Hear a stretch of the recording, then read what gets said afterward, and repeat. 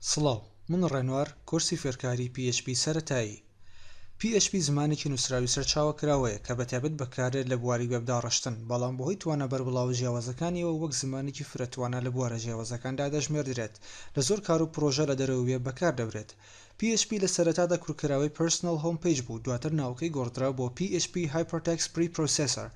توانای کارکردنی هەیە لەسەر زۆربەی سیستەمەکانی کارپێکردن وەکو Windows، macOS، Linux. PHP زمانێکی سەرڤەر سایت دەواتە جێبەجێکردنی کردارەکانی لە سەرڤەردا دەبێت و لەلایەن بەکارهێنەرەوە نابینرێن. زمانی PHP ئەمڕۆ بەناوبانگترین زمانی داڕشتنی وێب و ئەو زمانەیە کە لە زۆربەی ڕاژەکانی وێب دامەزراوە بەکاردێت. PHP دەتوانرێت تێکەڵ بکرێت لەگەڵ زمانی HTML یان بە پێچەوانەوە تاگ و کۆدی PHP لە نێو تاگ و کۆدی HTMLدا بنووسرێت.